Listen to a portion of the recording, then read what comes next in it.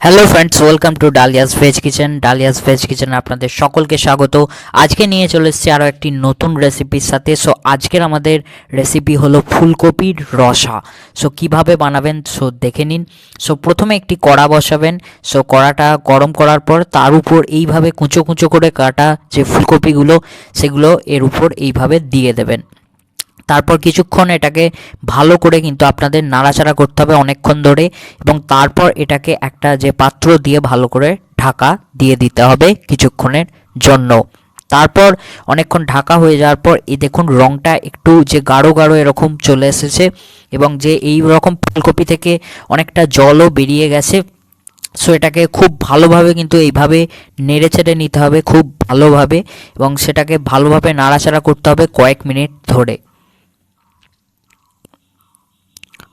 কয়েক মিনিট ধরে নাড়াচাড়া করার পর আমাদের যে এইভাবে ফুলকপিটা দেখবেন তৈরি হয়ে গেছে। ফুলকপি তৈরি হওয়ার পর এবার আমরা একটি কড়াতে আবারও তেল দিয়ে দেবো, তেলটা গরম করতে দেবো, এবং এর মধ্যে এবার দিয়ে দেবো আদা। আদা বাটা। আদাটা বেটে রাখবেন, আদা বাটাটা নিয়ে এর মধ্যে দেওয়ার পর এবার এটাকে খুব ভালোভাবে কিছুক্ষণ দেওয়ার পর এর মধ্যে দিতে হবে জিরে আর মৌরি। জিরে আর মৌরি এই দুটোকে দেওয়ার পরে মশলাটাকে খুব ভালোভাবে কিন্তু নাড়াচাড়া করে নিতে হবে, যাতে মশলাটা সুন্দর হলে তবেই যে রেসিপিটাও কিন্তু খুবই সুন্দর হবে।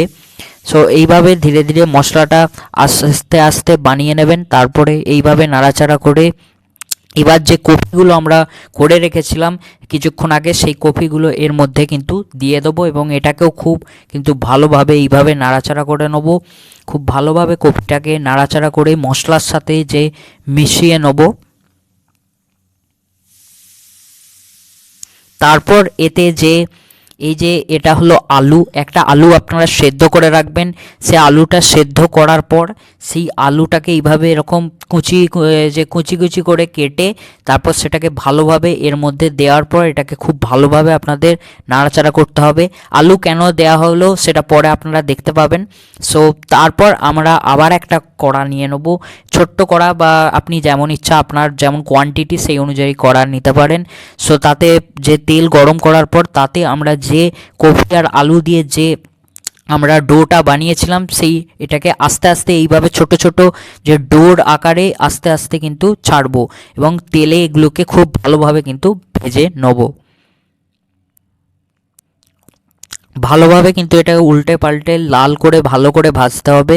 এমন নয় যে ভাজা কাঁচা থাকলে সেক্ষেত্রে কিন্তু আপনার রেসিপিটা ভালো হবে না। ভালো করে কিন্তু উল্টে পাল্টে খুব ভালোভাবে কিন্তু ভেজে নিতে হবে সবকটা। এইভাবেই ধীরে ধীরে সবকটা ডোকেই আপনার ভেজে নিতে হবে, আপনারা যেমন কোয়ান্টিটি নিয়েছেন সেই অনুযায়ী। তারপর আবার কড়াই কিন্তু তেল গরম করতে হবে। তেল গরম করার পর এবং এতে কি হবে, আদা এবং এইসব দিয়ে যে মশলা তৈরি করতে হবে, আদা জিরা বাটা ইত্যাদি দিয়ে যে আপনার আদা জিরা মৌরি এইসব দিয়ে মশলাটাকে তৈরি করে যে মশলা আপনারা সাধারণত তৈরি করেন, সেই মশলাটাকে দিয়ে এর মধ্যেই তেলের মধ্যে দিয়ে দিতে হবে আদা জিরা আর মৌরি। এটাকে দেওয়ার পর মশলাটাকে কিছুক্ষণ যে ভালো করে আগে নাড়াচাড়া করে নিতে হবে। মশলাটা নাড়াচাড়া করার পর এর মধ্যে এবার কিন্তু দিতে হবে যে পরিমাণ মতো হালকা পরিমাণ চিনি। কিছুটা পরিমাণ চিনি দিয়ে দিলেন, এবং এটাকে খুব ভালোভাবে মশলাটাকে আমাদের তৈরি করতে হবে, তবে খুব যেন বেশি চিনি না পড়ে যায়, তাতে মিষ্টি হয়ে যাবে। এবার এতে দিতে হবে পরিমাণ মতো একটু হলুদ। হলুদটা দেওয়ার পর এটাকে ভালোভাবে কিন্তু মিশিয়ে নিতে হবে।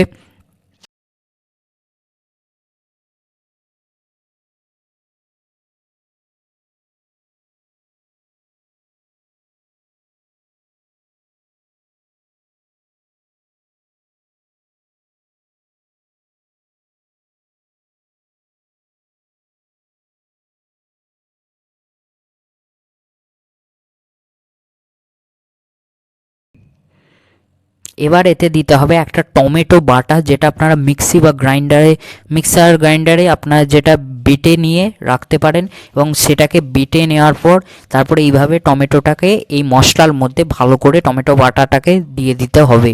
এতে একটা খুব সুন্দর কিন্তু টেস্ট আসবে, টমেটোর টেস্ট। কারণ টমেটো খুবই একটা যে মশলা যে টেস্ট আনতে অনেক সাহায্য করে। ভালোভাবে আপনাদের এটাকে দিয়ে দিতে হবে।